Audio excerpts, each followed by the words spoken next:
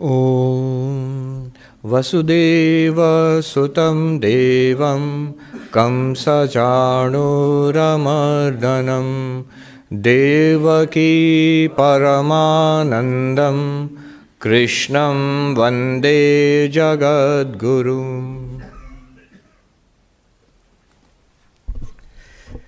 We are studying the second chapter of the Bhagavad Gita. Sri Krishna's teaching on Jnana Yoga, the nature of the self. Who am I? What am I actually? That is now over.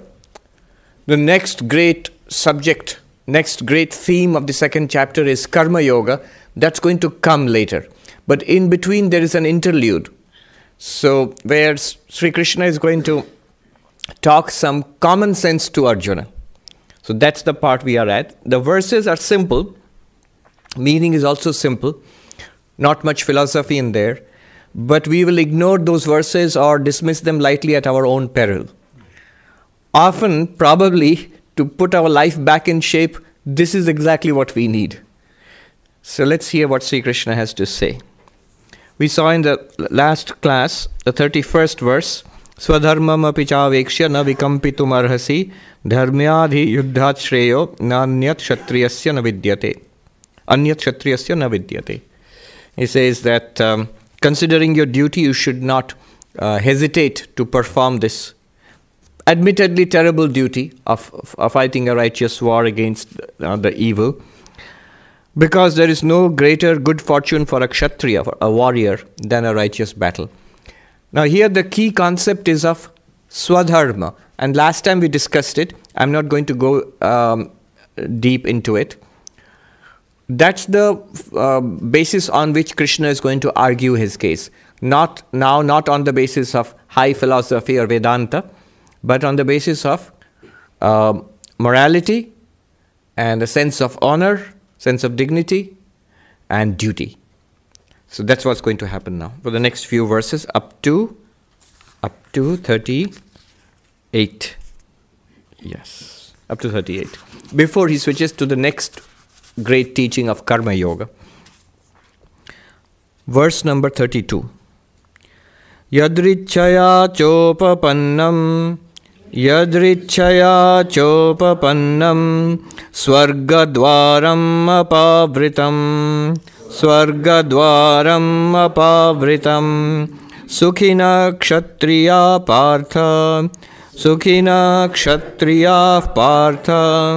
Labhante yuddhamidrisham.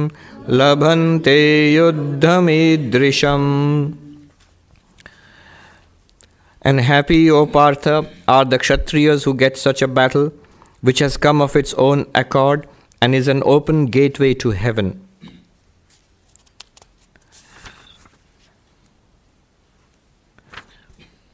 So here, if you read closely, you'll notice something interesting in the language that Krishna uses.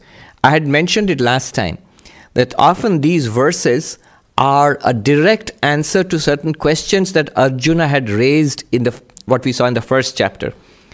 His objections to this, what he's supposed to do right now, his objections, the language he used. For example, look at this verse. Sukhina kshatriya partha. He says, "Oh Arjuna, happy indeed is the warrior who gets an occasion like this, a duty which is so clear." Now, happy is the warrior. If you contrast this with in chapter 1, verse number 37, Arjuna had asked a question, Swajanam hi katham hatva sukhinasyamah. How can we be happy by killing our own relatives? Which seemed like a very pertinent question. But look at the language he used. He said, how can we be happy if I do this? How can I be happy if I do this? And what is Krishna saying here? Happy indeed is the warrior who gets a chance to do this. See, the whole picture changes when the little self with a small s, is removed from the picture. With what kind of a mindset had Arjuna approached this battle? He thought he is going to take revenge on the Kauravas for all the wrongs they have done him. That is true, they had wronged him. He is going to get the kingdom which is righteously his and his brothers. But notice what, and there's nothing wrong in this, you can't find fault with it. It's common sense. But in a deeper analysis, it reveals one thing. It is all self-centered. It's all self-centered. I will take revenge, because I want revenge. I will get the kingdom for myself and my elder brother and my brothers, because it is our kingdom. Now what happens is, when suddenly the little self gets a shock, my relatives, see, it's still the self, my relatives, what will I do with the kingdom? This is the framework he is thinking now. The same thing which was an incentive for him to fight a battle has now become a disincentive. He's now no longer feeling motivated, because he says, I don't want revenge at this cost. He says, what is the use of a kingdom drenched in the blood of our relatives? But what is he thinking? Kingdom for myself. And so, what is the use of getting such a kingdom?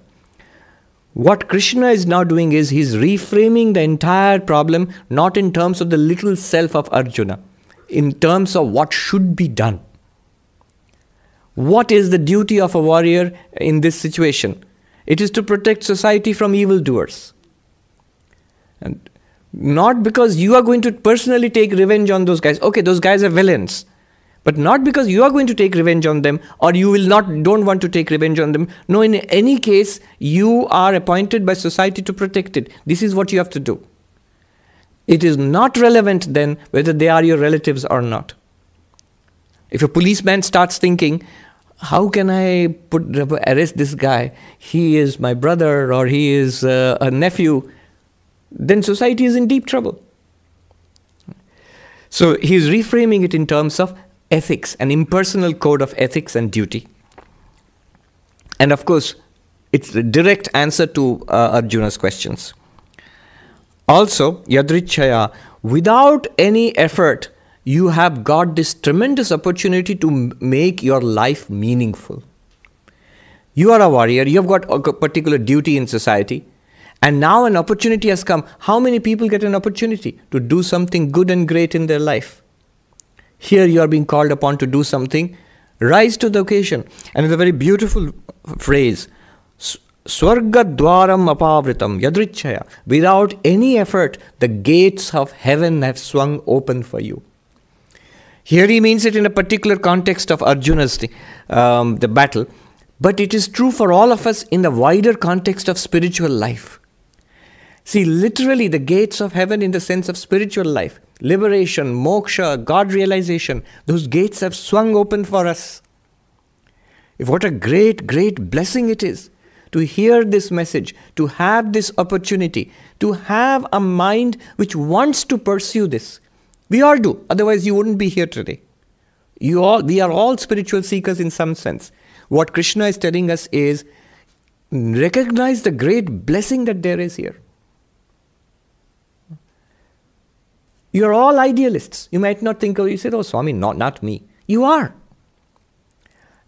I forget the name of the book, a very recent book, Mark Edmondson, I think In Defense of Ideals, Self and Ideals. It's a very recent book. I read the book review and I was browsing through the book itself. The first page is so shocking. I don't remember the exact language, but it goes something like this. He says, the day of ideals is long past. We live in an eminently pragmatic age where everybody wants how to be successful in this society, how to make a little more money, how to get the pleasure and the power and the wealth that one can get. Whatever helps me to get that is practical. Whatever does not is irrelevant to me and silly and meaningless at worst. Ideals have been dismissed as delusional or not practical, not useful.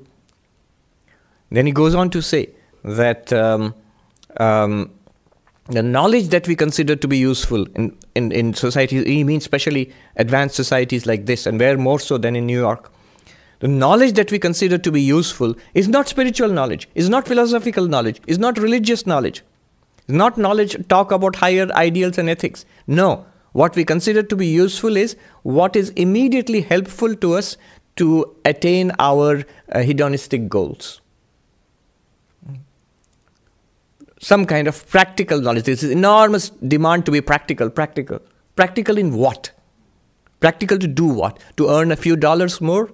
To enhance my pleasures, the pleasures of my senses? That's what the meaning of practical today. And then he goes on. In the next third paragraph, he goes on to say, academia today, if you go to college today, university today, they will relieve you of the guilt of not being idealistic. Or he says, anybody who's taken a degree today in sociology or philosophy, modern philosophy, the cleverest of philosophers are on your side to show that any kind of ideals is foolishness. Those who follow ideals, idealism is somehow delusional. Those who follow ideals are either hypocrites or cheats, or they are stupid. All of them will use all their intellectual prowess to create doubt about whether any kind of idealism, just including, of course, religion, all of that.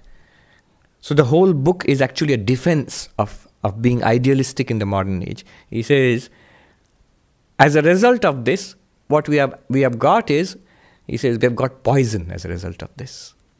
He quotes Nietzsche, who was at the source of all of this today. But he himself was not, he did not approve of it. He said this is what's going to happen in the wake of what he called the death of God. It's going to happen.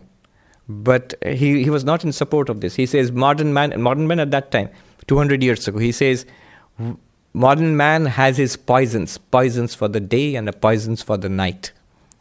So the way we keep ourselves engaged in forgetting anything higher and grander and transcendental, everything here now finished. So Krishna is saying here, how lucky we are that we have a mind which believes, which feels that there is something transcendental. Can you hear me at the back? Yeah. That there is something transcendental. There is something higher. Call it God, call it moksha, call it liberation, whatever, salvation, but something beyond the world of senses. We truly believe it. We truly believe a spiritual solution for the suffering of life is possible.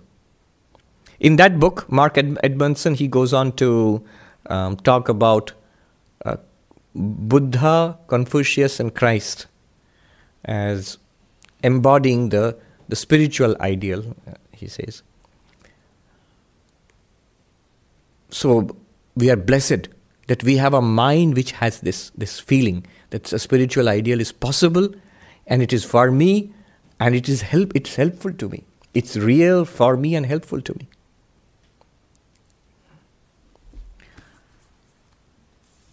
Sukhina kshatriya partha labhante yuddham idrisham. Happy, here Krishna of course means it in a slightly narrower sense, that for you, your life will become meaningful if you fulfill your role as a warrior in a good cause. All of us are not called, very few of us are called to be warriors, but in each of our professions, personal life, in a professional life, we are continuously faced with this decision between what is called Shreya and Preya. Shreya means that which is good for us and for society, beneficial. I know what is right. Preya is that which is easy, that which is pleasant. And often the two are not the same. Often that which is easy and pleasant, I know, nobody has to tell me. I know that if I complete my assignment tonight, that's the thing I should be doing. And not watching a game on TV or my favorite soap opera on, I know, nobody has to tell me really. But that one is difficult, and being a couch potato is easy. Shreya and Preya. I know, really nobody has to tell me this. So this is what Sri Krishna is pointing out. suppose one does not do this, if one does not follow this path of Shreya, that which is beneficial for me, then what will happen? 33rd verse. Atha chettvimam dharmyam, atha chettvimam dharmyam, sangramam na karishyasi, sangramam na karishyasi, tata swadharmam kirtim cha, tata swadharmam kirtim cha, hitva papam avapsyasi, hitva papam avapsyasi. If you do not do it, that which is before you right now, then you will, number one, fail in your duty. Number two, you lose your reputation. Whatever you have earned till now as a great warrior, the person who does the right thing, you'll lose that reputation. And third, you will actually positively incur sin. Papa. Remember that in India, this is a common idea, the law of karma. The law of karma is, if you do what is right, you know what is right and you do it, that is called dharma. And if you do something, that has an effect. The effect of doing dharma is called punya. And that punya gives rise to a result in your life. The result of punya, literally if you translate punya, it will mean merit. The result of merit is sukha, happiness. If I consciously, deliberately do what I know to be wrong, that is called adharma. Not dharma, adharma. And the result of adharma is what is called papa, demerit. That's the closest word we have to sin. Demerit. And the demerit will give rise to an effect in our lives which is called dukkha, suffering, some kind of suffering. So all the suffering and happiness that we get in our lives is due to punya and papa in earlier lives maybe. And that punya and papa, merit and demerit, is earned by our own righteous conduct or unrighteous conduct.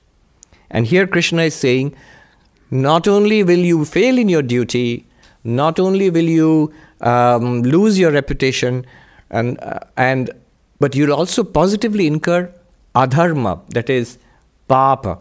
And the result of papa is dukkha, suffering. You will get suffering as a result of this. This is an argument based on, appealing to a person's sense of duty, sense of honor. You will lose your reputation. Often we say that, why should we care what other people think of you? Krishna will say, people will criticize you. We said, why should we care? This is true in one sense, but it's also not true in another sense. Our reputation in society is a good feedback, what today we might call feedback. Often we are delusional about ourselves. What other people say, you don't have to swallow it completely. But check, is it true? To what extent is it true? Who said that? Socrates, I think. Kabir Das also said it. Keep your critics near you. They keep you clean without soap and water. Yeah. Kabir Das also said it. Yes. Nindak nihari rakho. Keep those who criticize you near you so that they'll keep you clean without soap and water. Socrates also said something like that. Yes, that is true. So, listening to public opinion, the polls are not just for politicians. For us also, you don't have to take a poll, but there are interesting exercises that we do when you go through, say, an MBA, for example. So, what is your self-image? And what is the perceived image? That means what other people perceive. And you'd be surprised. Often it comes as a big blow, as a shock. On the whole, the result will always be this. We are nowhere near as good as we think we are. Nobody sees us as good as we think we ourselves are. But also the reverse. Nobody thinks of us as badly as we think of ourselves. Often people have low self-esteem, a lot of people. And they are very fine people actually. Other people see them as, no, you're not bad. You're not particularly great either. But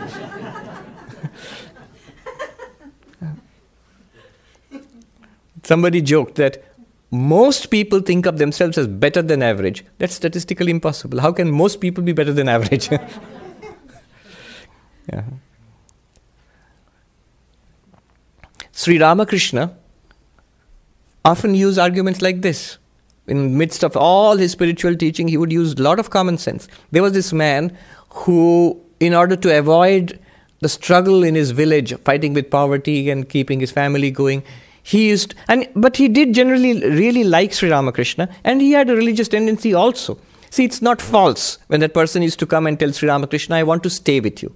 I want to do spiritual practice, meditation and japa. And he used to do that too.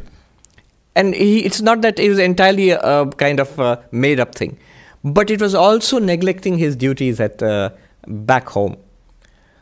His wife and kids were back home and they're suffering from poverty. One day Sri Ramakrishna said to him sharply, and who's going to take care of your wife and kids? The neighbors?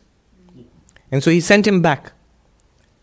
See, Sri Ramakrishna, who encouraged people to come to solitude and practice meditation and spiritual disciplines, he sends this man back to samsara to take care of.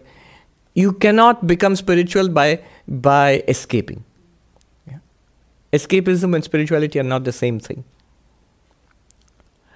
I myself have seen, we become monks by giving up all worldly duties, responsibilities, activities, and you enter a monastery. But when I was in the monastery, the first thing I thought, my first day itself, I thought that I'm going to be taught how to meditate and do puja and study the Gita and things like that. All that was there, but they said, here is a hostel with students who stay there. There are 40 kids there, go and look after them. I said, 40 kids? If I'd married, I would have had 1 or 2 kids maybe. 40 kids. Now, over the years, I got this feeling, maybe I should be like one of those wandering ascetics, stay by myself. And I did that. I took leave from the order and then I went off by myself into the Himalayas. There are times when I begged for food, and at least on one occasion I slept under a tree, more out of the adventure of it than the sheer necessity. But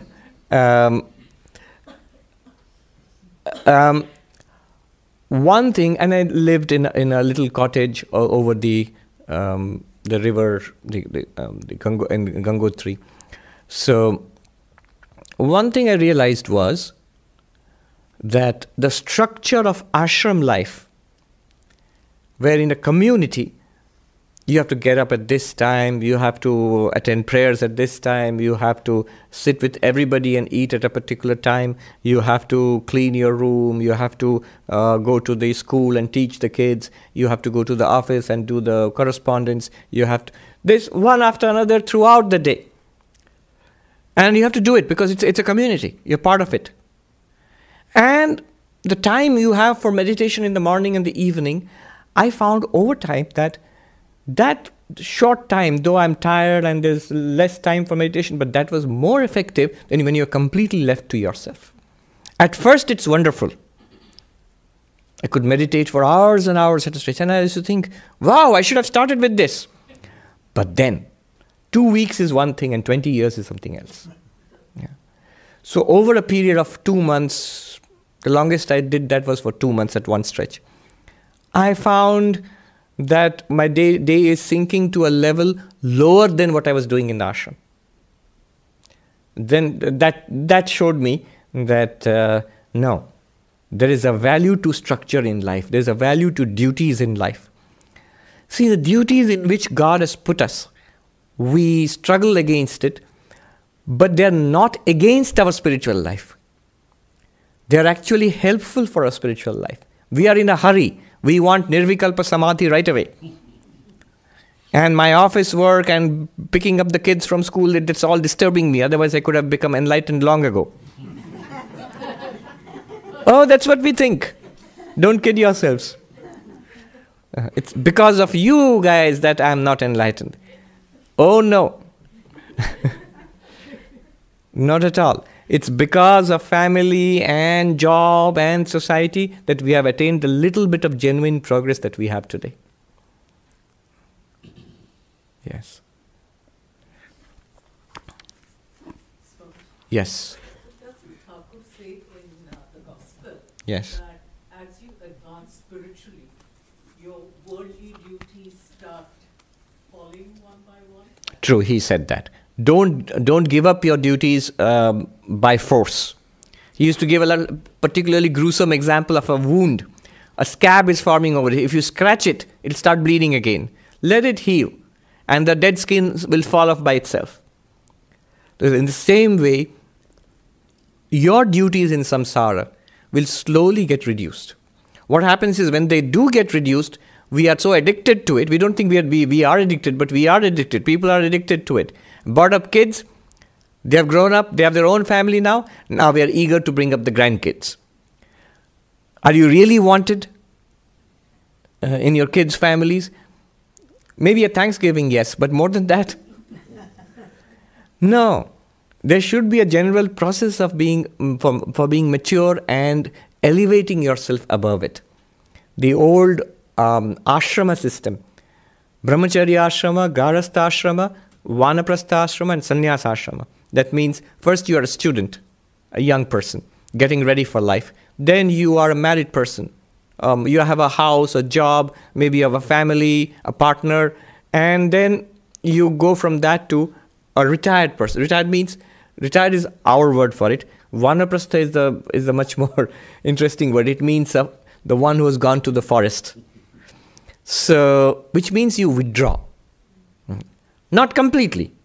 You still give society the benefit of your wisdom and your expertise which you have gathered over the years, but you are not completely involved in samsara as much. And then finally you are ready to become a spiritual seeker all by yourself, a monk. If not formally, at least internally you are like that. That shows a process of maturation. I have had so many people tell me, I have known them, friends for example, who, when we were, before I became a monk, when we were in college, all they wanted was a fine job with a high-paying job and a family and a nice car to drive and a good place to live in and things like that. 20 years later, I meet them, and they've got exactly what they wanted. They don't see it that way, but I see it, literally. I know at least a couple of cases where, when I was about to become a monk, my friends asked, why are you becoming a monk? What's the big deal? And so we had this discussion about what do you want in life? And they had told me certain things. 20 years later, I see that the person has got all of them and unhappy, inevitably unhappy. Who's become happy with those things? But it's worthwhile going through that experience. Now what do you want? Now they get the feeling that, okay, I have got a job, I have got a wife or a husband, I have got a family, but I feel sort of trapped because in the sense begins to grow that this is it. There's nothing much more that's going to happen. Young people won't understand that. You wait for 20 years. You suddenly realize, if you're honest and a little realistic, that yes, this is it. It's only going to get worse from now on. Kids are going to grow up and go away. Body is going to get older and sicker and less capable. The world is going to move ahead without me. So all of these, inevitably, they're going to happen.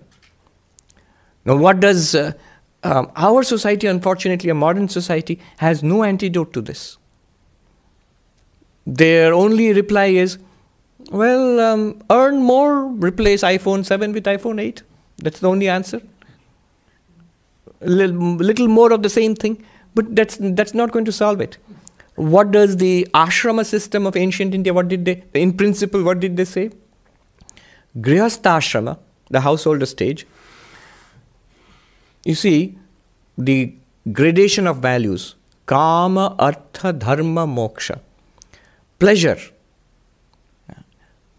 Notice that pleasure is, children, maybe teenagers, are pleasure-centric.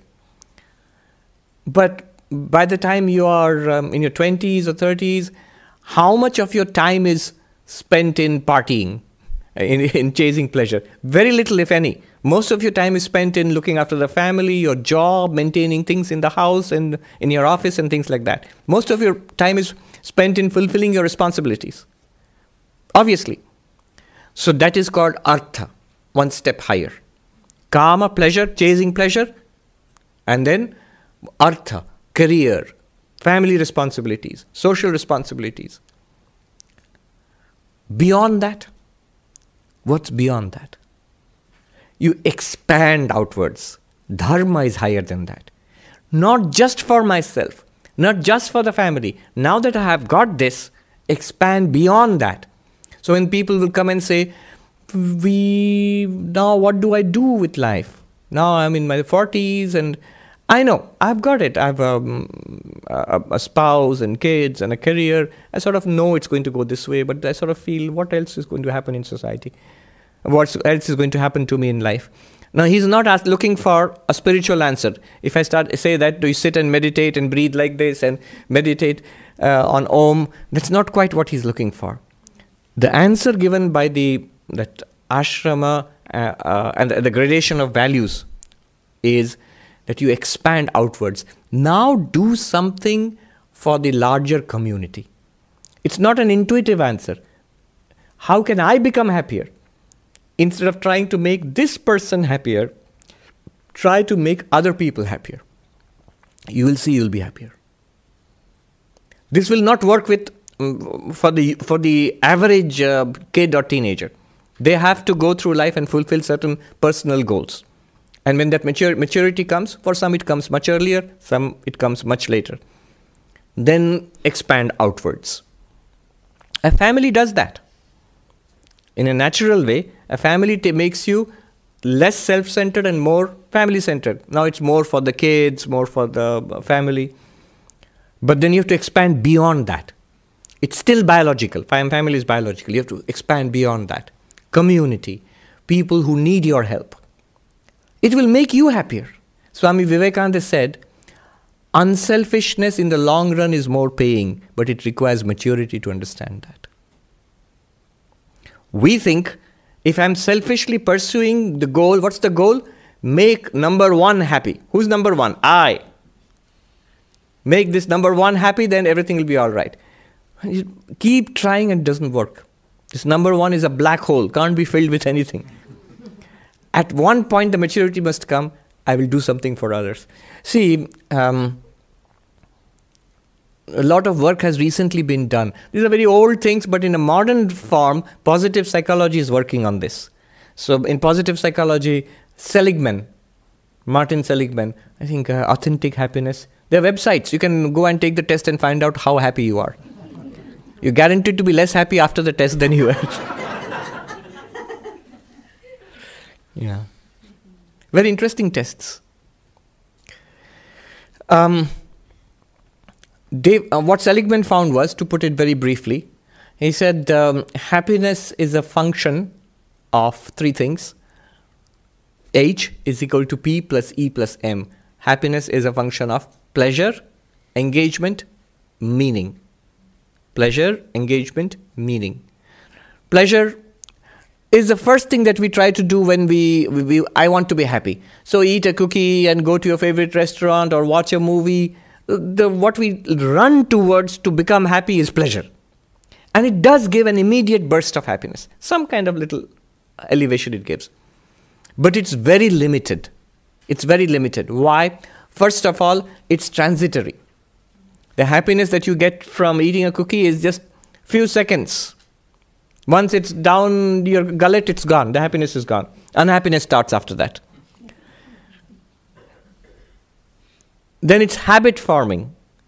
Next time you need more of that or better variety of that. The law of diminishing marginal utility in economics. Each unit you consume gives you less and less satisfaction.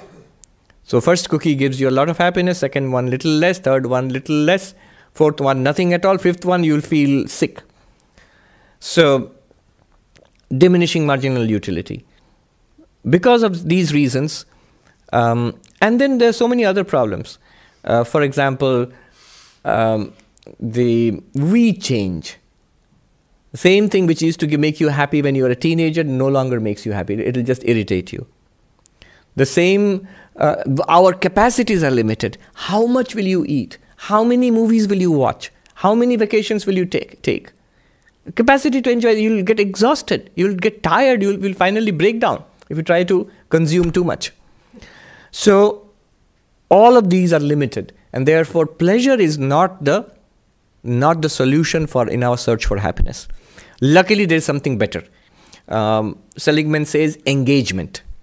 Engagement is much greater happiness comes when you like what you are doing. If you are one of those fortunate people who enjoy your careers, whatever you're doing, it need not be a career. Sometimes if you don't enjoy the work that you're doing, hobby, people take up hobbies because of that. And activity. See, the difference between engagement and pleasure is this. Watching a game on TV is pleasure. Going out and playing the game is engagement. This is the difference. Actually playing a game out there might not be all pleasurable. It's hard work, but it gives happiness. It gives satisfaction. And so Seligman found invariably engagement would give more satisfaction than pleasure. Remember the equation, H, happiness, total happiness, is equal to, on one side is H, on the other side of the equation is pleasure, engagement, meaning. Engagement gives more happiness, lasting happiness compared to pleasure. But even there is a limit. Workaholic, they work day and night. But there are many people who after retirement they break down because there's nothing more in life. They feel meaningless, helpless. Nervous breakdown, burnout. What is that term? Burnout. There is something which gives more happiness than even engagement. What is that? Meaning.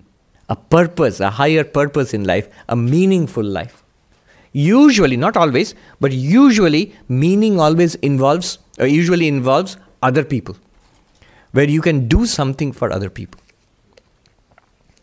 So he said, happiness is a function of pleasure, engagement, meaning. Pleasure gives momentary, immediate burst of happiness, but it's very little, and it's very problematic. Engagement gives more happiness than pleasure.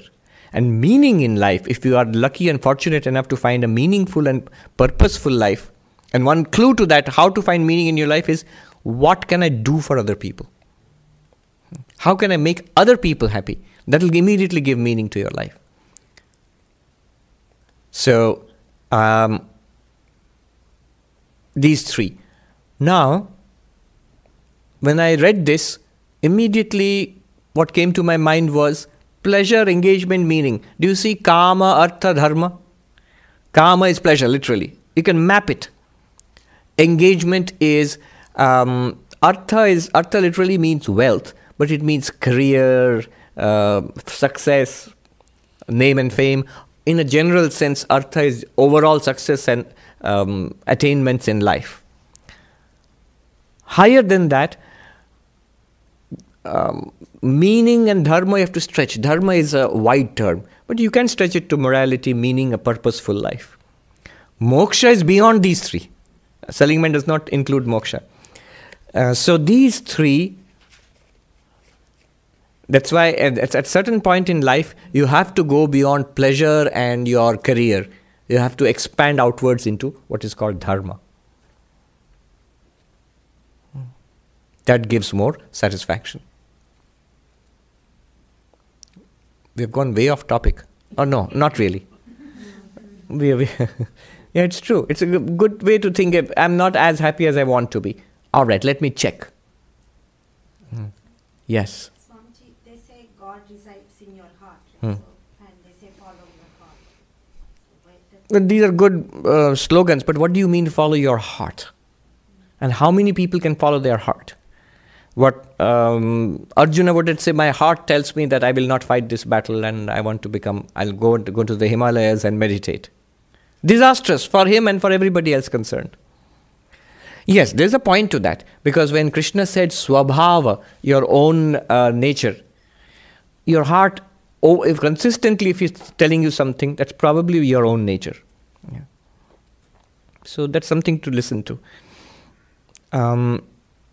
In this society especially for the last 30 to 40 years, young people have been continuously told, That find your meaning in life, find your purpose in life, find your passion in life. Now there's a pressure that I can't find any passion in life, so I'm a loser. What Krishna says here is, go back to the basics. Are you doing what you are supposed to be doing? How are the basics in your life? Have you fulfilled your responsibilities? What is the feedback from other people in society about you? Are those things okay? Then after that you search for your passion in life. In Indian society, at least it's changing now, but until recently it was just the opposite. Both have their advantages and disadvantages. In Indian society, I know if a kid said, oh, I'm going to drop out of college and I'm going to paint or play the guitar. What are you doing following your passion? You'd be condemned all around. Because a good kid is the one who studies, fulfills his duties, his or her duties in life, what is expected from parents and from the society and all of that.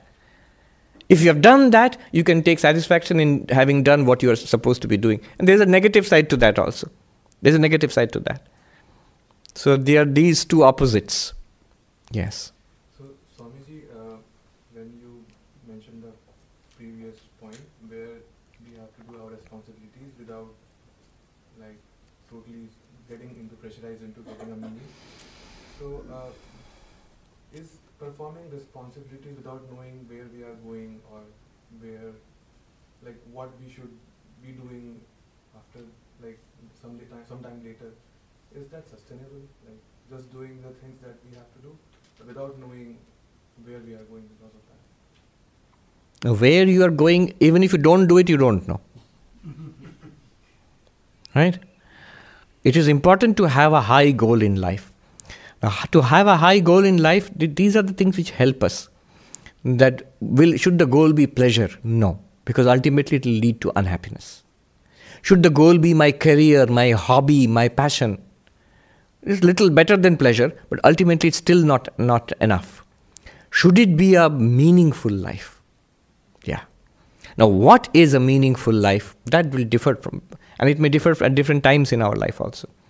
That's why in India, the highest goal was always kept as spirituality, which is just sheer meaningfulness. If a person has that, person doesn't need anything else. Look at somebody like Mahatma Gandhi. So he had this tremendous thing that he is doing for millions of his countrymen. And so he didn't need fancy clothes. A loincloth was enough for him. He went to meet what was that? I think, not Churchill, King George. Yeah. And they asked him, Mr. Gandhi, do you think this is appropriate? It's in the movie also, it happened really. And do you think it's appropriately dressed to meet the king? King George, who wore all the medals and is gorgeously dressed. So Gandhi replied, I think he wore enough for both of us.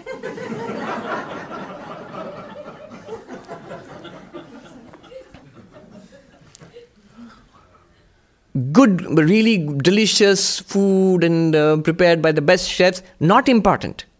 Not important. Clothes, not important. Where you stay, how much you have got in your bank balance, how much you have made over, not important. Why? Because he has found something which is so meaningful, so fulfilling, the rest of it does not matter. It will just be irritating. Let's go. And anybody who has found meaning in life. I met a few people. There was a conference for inspiring young people in India. There were some who were, we had got a panel of people who would be young, who are young and have done something interesting in their lives which would be inspiring for school, for college kids. Among them were a couple of Silicon Valley millionaires who had their own startups and they had given it all up. One was running an NGO in Karnataka to teach school kids in rural Karnataka. Another was engaged in an NGO whose task was to gather used clothes so that they could be given to very poor people who did not have clothes. Things like that. Now, one thing they were asked All of them. All of them had given up the so-called pleasurable life or even successful life. See, pleasure, engagement, kama, artha. They'd given it up and they were doing something else. And people were saying, oh, what a great sacrifice you have made. Wrong. I was the moderator for the discussion. So I asked all of them, the entire panel. All of these people were like very motivating people for society. I said, do you think you made a sacrifice? And all of them said, no.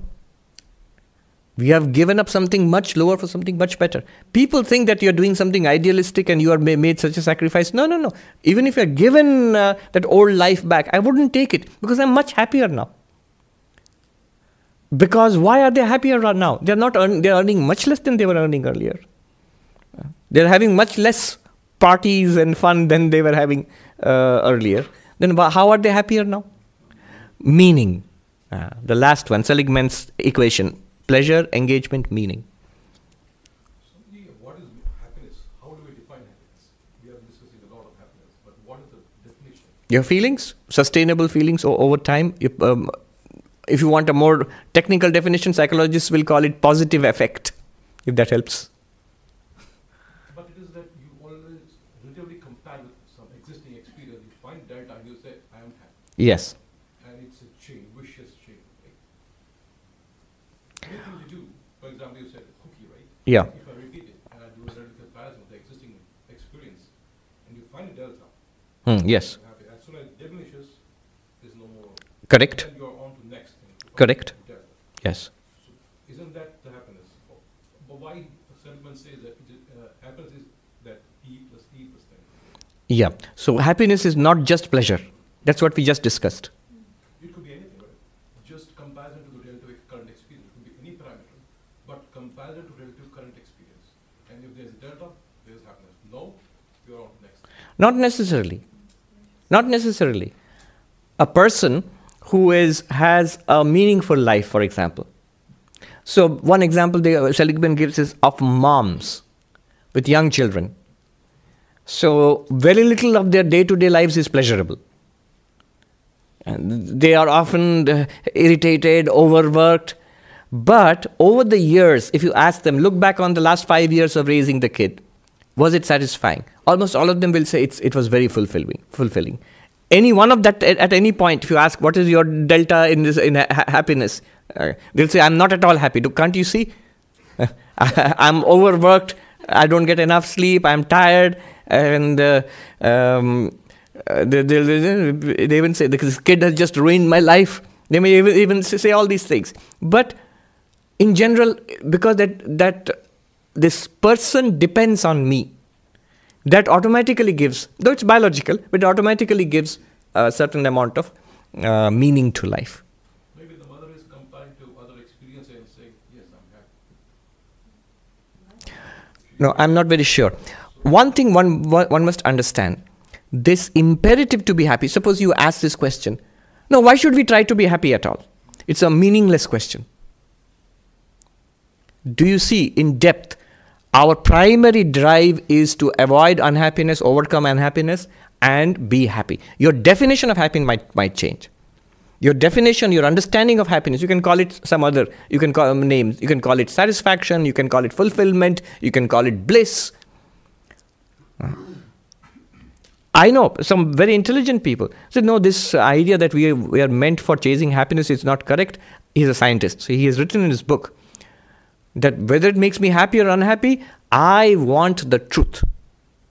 I am pursuing, I want to solve these mysteries of the universe. Great.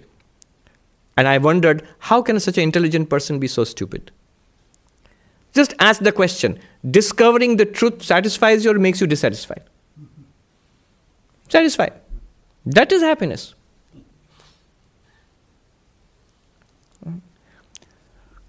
Pursuit of happiness, call it pleasure, satisfaction, joy, whatever you call it, fulfillment, it is primary for all conscious beings. And overcoming unhappiness, sorrow, is primary. Dispute that. Dispute it. Think about it. If you think a little bit about it, you will see it is there.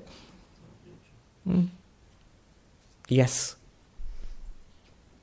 Define peace. Why would you want a definition of peace? You know it when you've got it. You know it when you feel it, yes. To me, Yes. it is closest to happiness than anything that I have ever experienced in my life. That's a very wise thing to say, sir. In spiritual life, this pleasure or excitement or thrill, that is not happiness. Peace is happiness. Yes. I think contentment. Contentment, peace, deep peace. Yoga. Patanjali Yoga. What is the definition of yoga? Yoga chitta vritti nirodha. The complete serenity, quietness, the peace of the mind is yoga. That is happiness. An immature person thinks a thrill is happiness. Excitement is happiness. In this country especially, it's become a fashion to say, are you excited? In Vedanta, this is, they would ask, why are you excited? What's wrong with you?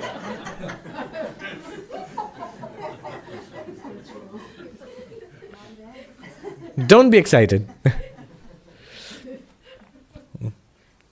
That is true. Peace of mind is the deepest happiness.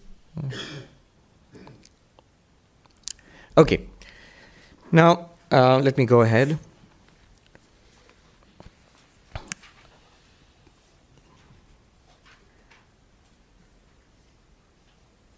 Thirty-fourth verse. Akirtim chapi bhutani kathayishyanti te avyayam sambhavitasya cha kirtim maranadatirichyate akirtim chapi bhutani kathayishyanti te avyayam sambhavitasya cha kirtihi maranad atirichyate. People will talk about your everlasting dishonor. And for one held in esteem by many, infamy, dishonor is worse than death. So it's an appeal to honor. Not very deep philosophy here. He says, for a person of repute, to lose reputation is far worse than to lose wealth or health or anything else. Reputation is very important. And remember, Arjuna was a warrior, very well-known warrior. He says, you're going to lose all of that. Then people will criticize you. What will they say? 35. Bhayadranaduparatam mangsyante tvam maharatha yeshang cha tvam bahumato bhutva yasyasi laghavam. These mighty warriors, your colleagues, the mighty warriors will think that you have run away from battle because of fear. Having been highly esteemed by them, now you will fall into disgrace in their eyes, in their ranking. So you are in the top 10. Now you'll sink without a trace. So this is what he's saying to Arjuna. You lose your reputation. 36, and he goes on. Avatyavadangscha bahun vadishyanti tavahita nindantastav samathyam tato dukkhataram nukim. What will they say? Your enemies will be saying many unmentionable things. They'll abusive things. And they will make fun of your prowess. What can be more painful than that? So it's something that is bound, it's very psychological. It will work for anybody who has high self-esteem. Anybody who has a high reputation to maintain. Not somebody who doesn't think much of oneself. Oh, I'm no good. Let people say whatever they want. I know I'm no good. Not for that kind of person. a person who has, say, a high professional esteem in one's own profession, in one's own circles. And what really hurts is people in your own circle, people whose opinion you value. I remember there was this, for example, the two monks who were strict, but in different ways. When I was a young novice, one monk would shout and yell and scold us. And we didn't think much of that because we knew he was a very jolly kind of person, and he was a simple person, you know. And when he got mad at us, he would just yell at us and shout at us and threaten to beat us. Once he whacked me with a stick also. But and you don't remember that, and it's all right. I mean, I don't even remember the number of times he's yelled at me. His way of, say, waking up the novices, you have to go meditate at 4 o'clock in the morning. So his way of waking them up, and for most of us, we are not used to getting up so early in the morning. So his way of waking up the youngsters would be to go and kick the door. Early in the morning, it's still dark, and you would hear the almighty bang on the door and a shout, "You rascal, how long are you going to sleep? Up with you. I want to see you in the temple." I remember the first time I saw that. I was just 3 or 4 days I just joined. I was sitting, and there was this I'm meditating early in the morning, this blinding light. And I thought I was enlightened. I thought, already? It's just been 3 days. And then I saw, no, in the temple, this monk, this tough monk, he's there with a flashlight. He's looking at each of the youngsters to see who has come and who's missing. So he's taking their names. It's dark in the temple, so you can't make out who's who. That's one side of it. That's one kind of person. The other kind of person is another monk whose name I won't mention. He is only once or twice he scolded me, and I'll never forget it in my whole life. I mean, this scolding was just like this. It wasn't a lie. It was kind of an evasive thing. He asked me to do something, and I hadn't totally forgotten about it. When he asked me again, "Where is that letter?" And I said, "Oh yes, I'll do it." Neglecting to mention that I had forgotten about it. I should have said, "I've forgotten about it. I'm sorry. I'll go and do it now." I sort of pretending as if I was about to do it. And he was the head of the center. He said, "Come back here." I was rushing off quickly, disappearing. He said, "Come back here." He just said one thing, and I can never forget it as long as I live. He just said, "If that's what you're going to be, why be a monk?" And I felt like I could have sunk through the floor, you know, because you hold this person in such high repute, and if you have fallen low in his eyes, yeah.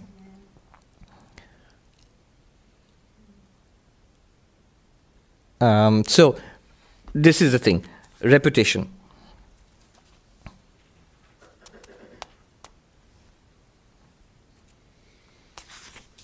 So Krishna is a very good psychologist. He says, where philosophy won't work, psychology is going to work. Then 37. What's going to happen if he actually does it? Either he's going to win or lose. Krishna is now going to show him both ways he wins. Hato va prapsyasi swargam, hato va prapsyasi swargam, jitva va bhokshase mahim, jitva va bhokshase mahim, tasmaduttishta kaunteya, aduttishta kaunteya, yuddhaya krita nishchaya, yuddhaya krita nishchaya. If you lose the battle, you will be killed in battle, and you will attain heaven, reserved for the great warriors who have fought there, done their best in battle. Or if you are victorious, then you will gain the kingdom. So in both ways, you are the gainer. See, this is an answer to something that Arjuna had asked him. Just before Krishna starts teaching, Arjuna had said in the 6th verse of this very chapter, he had said, Nachaitad vidma kataranno gariyo yadva jayema yadiva na jayeyuhu. I don't know, when he was saying, I won't fight this battle, I don't know which is better. This thing is so horrible. I don't know which is better. Is it better to lose? At least I won't kill these people. Or is it better to win? Because winning is good, but what good is winning? Because it will be this kingdom is gained at the cost of my relative's blood. It's a civil war. So I lose, whether I win or I lose the battle. In both ways, I am the loser. And Krishna says he has reversed the thing. He's using the same language to say in both cases, whether you win the battle or lose the battle, in both cases you are the winner. See, the whole difference is from taking a selfish attitude to what's going to happen to me versus doing the right thing. If you do the right thing, whatever the result, you are the winner.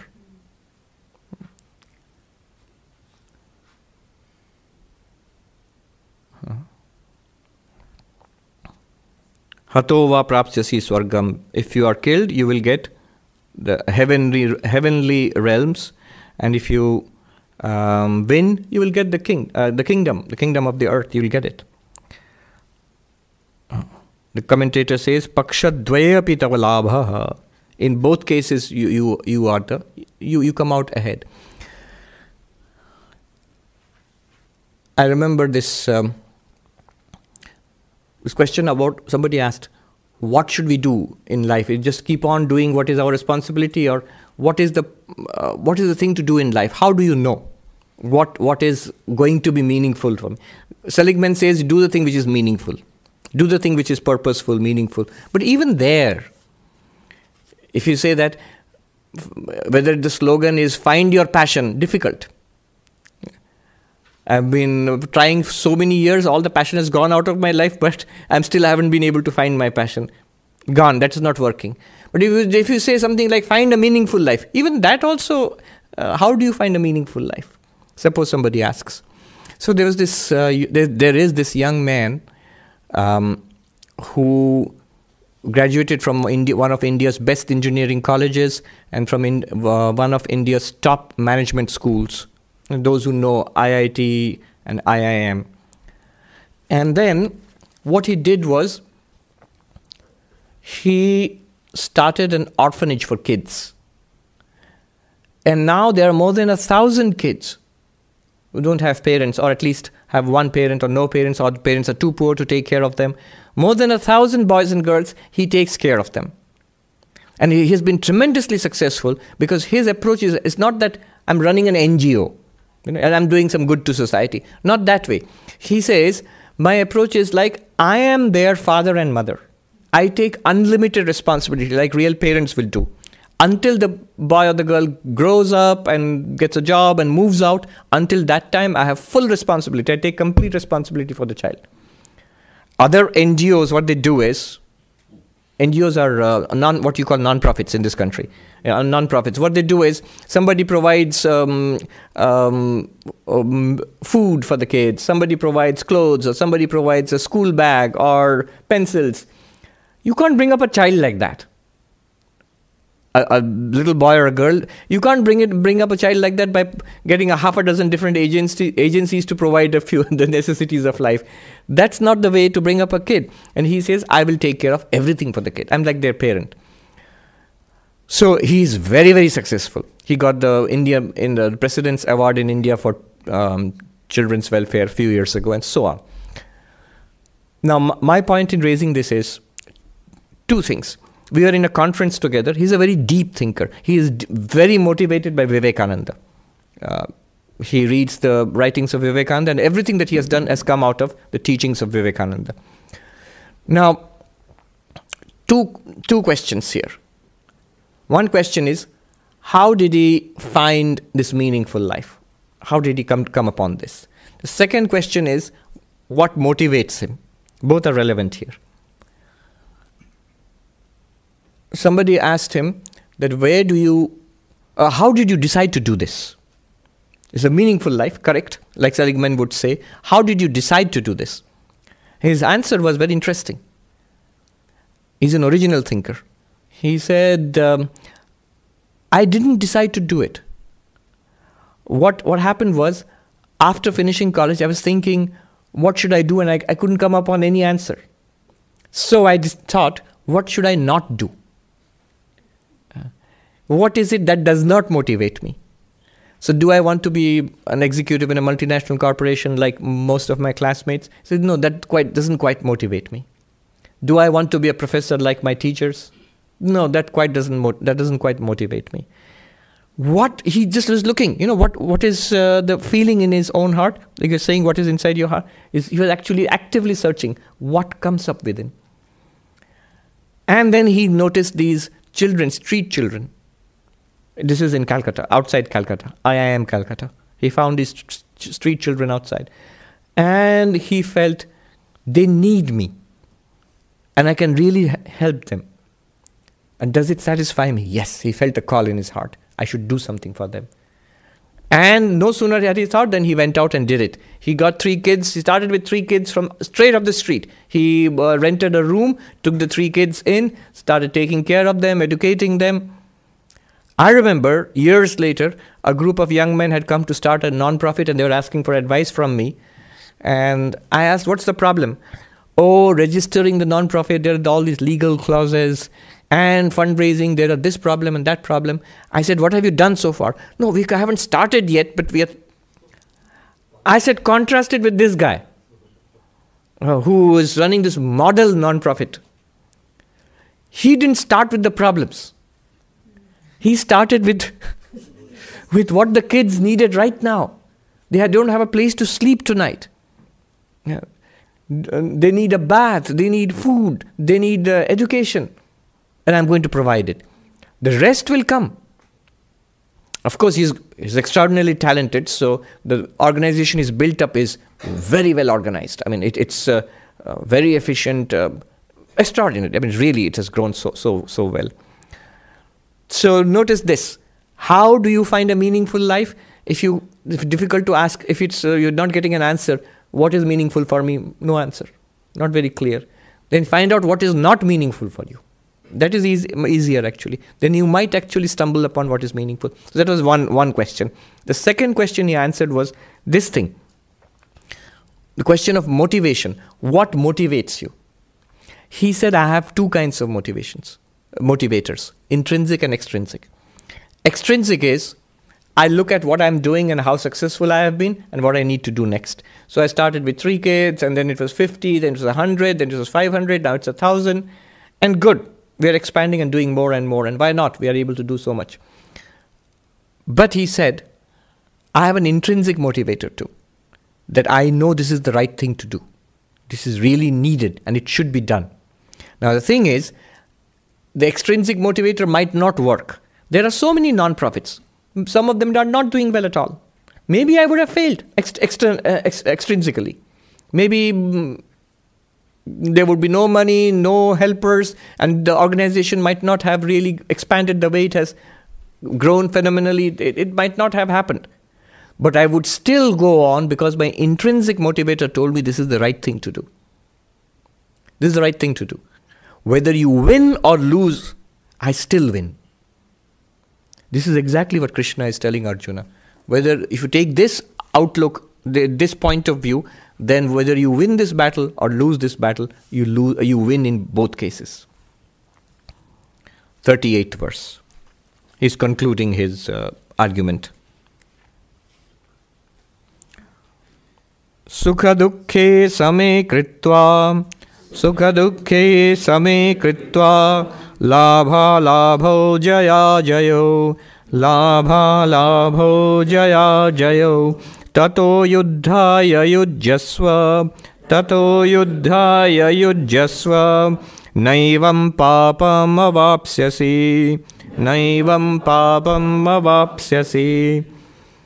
Very beautiful verse. Happiness and pain, or pleasure and pain, not happiness and pain, pleasure and pain, set them aside. Gain and loss, labha, labha, gain and loss, set them aside. Jaya, ajaya, victory and defeat, set them aside. Whether it's painful, whether it's pleasurable, whether you are gaining or losing, whether you are, or whether it's a victory or a defeat, set them aside. Set your heart to do what is the right thing to do. Then you will not be touched by sin. Papa, demerit, sin. This is again a subtle, not so subtle indicator to what Arjuna had said in the 36th verse, just before Krishna started teaching, 36th verse of first chapter. 36th verse of first chapter, Arjuna had said, Papam eva ashraye rasman. We will incur sin by fighting this battle. Krishna is saying, do it in this way, you will not get sin.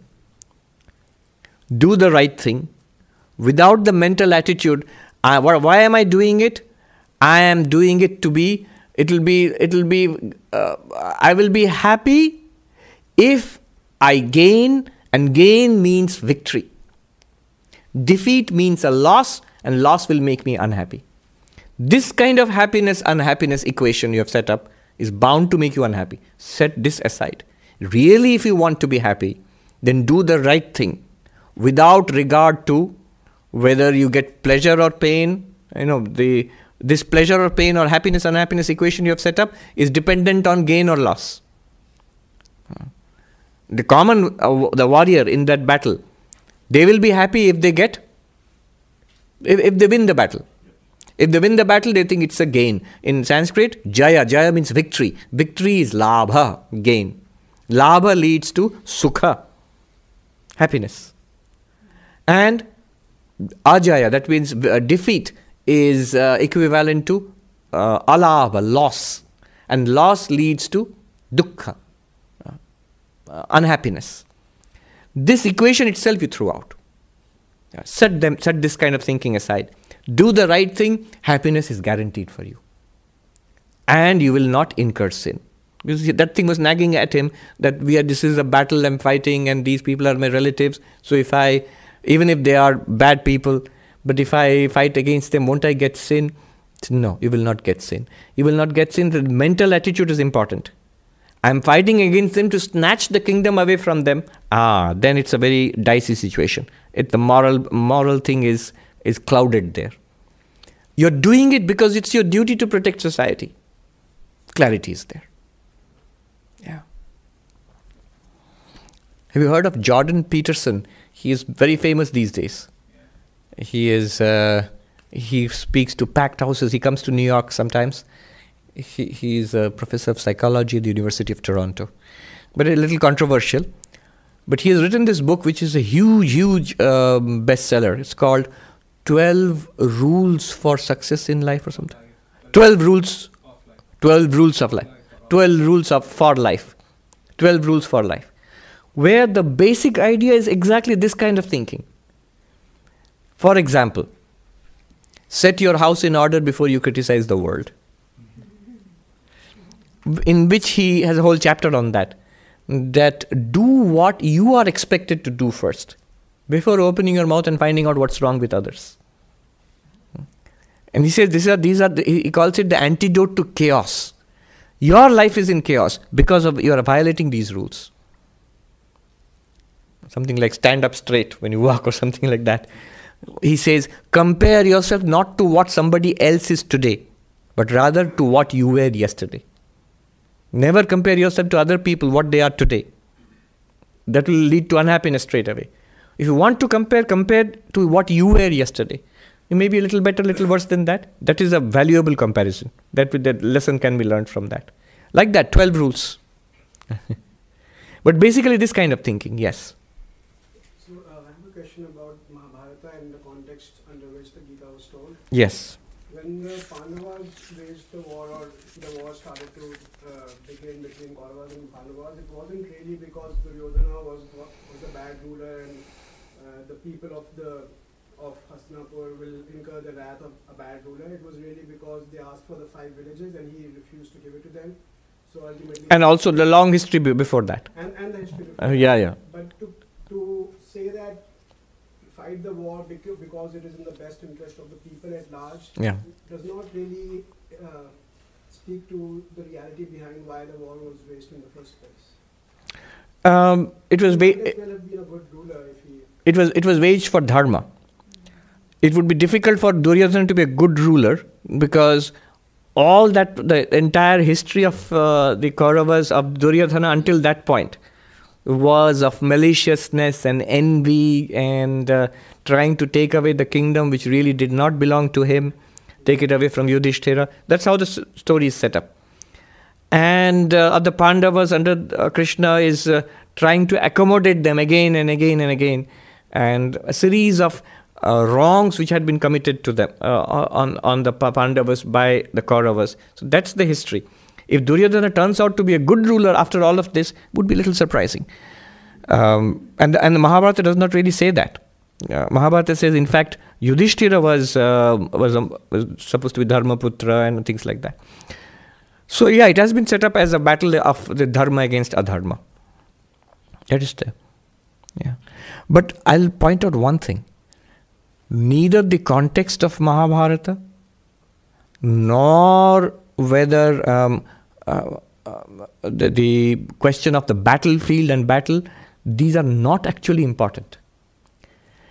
If an ancient civil war, which is hidden in the grey area between myth and history, nor the question of warriors fighting a war in ancient India, what utility does that have? What relevance does that have to millions of people across the centuries and millennia? How many of us are warriors with chariots and bows and swords fighting against relatives for a kingdom? No one. So why is it relevant to us? Often we get caught up in the questions which arise from the Mahabharata context. Who was right? Who was wrong? And a related question is the Gita promoting violence and war? Foolishness. This kind of question is foolish. So why is it foolishness? Because so many commentaries have been written on the Bhagavad Gita. Shankaracharya's commentary, you have got Madhvacharya's commentary, you have got Ramanujacharya's commentary, you have got Madhusudan Saraswati's commentary. These are only the ones I know. Sridhar Swami's commentary. These are the ones we study. And there are many, many more down to the present age. Down to the present age.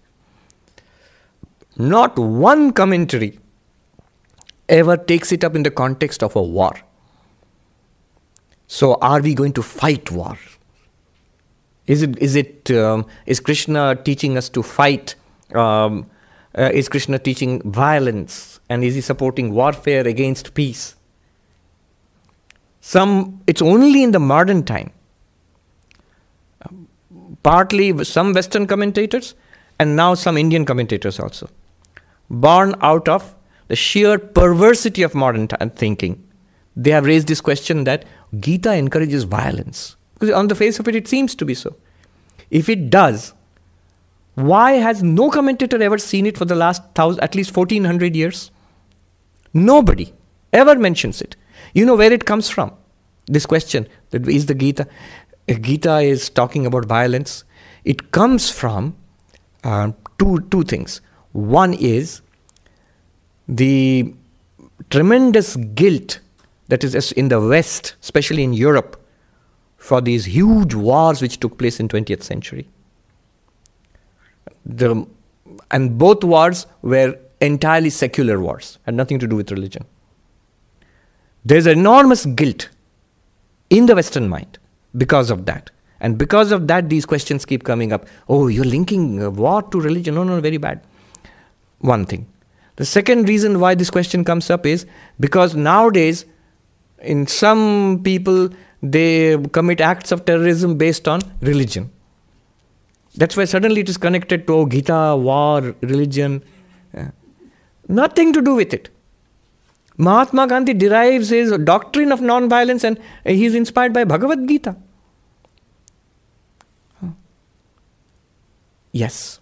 Swami, to follow this gentleman's point, though, I think a good modern example is the second George Bush was said to have said that God told him to, start the first Gulf War, right? That God, basically took God told him. So the comparison then is that, can we trust that we think it's our Swadharma to kill someone or start a battle because we think God has told us to? Yes. That's why I said Mahatma Gandhi, who took up non-violence as his preferred method of political agitation against the British rulers. He was inspired by the same text.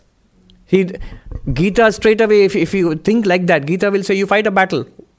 But he doesn't say so. And again, so many people throughout the centuries, including monks who are pacifist absolutely. So why are we studying the Gita?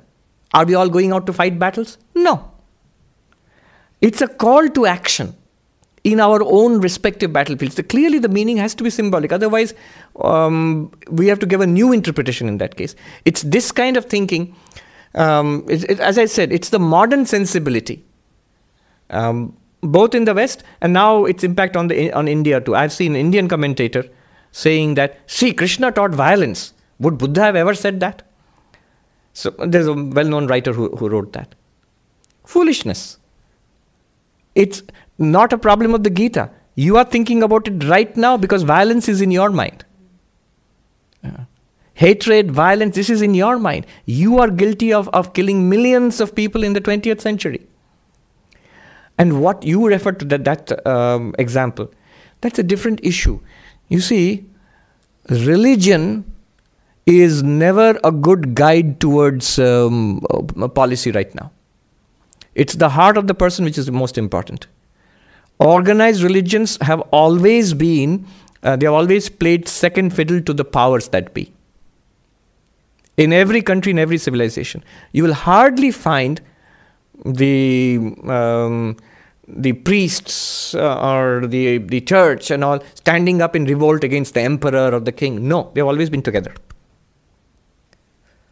There's one reason for that. What belongs to Caesar does not belong to God. The Caesar's rule on the world is a secular thing. The central purpose of religion is spiritual. Take you towards spiritual life. And it becomes a guide to morality in the world.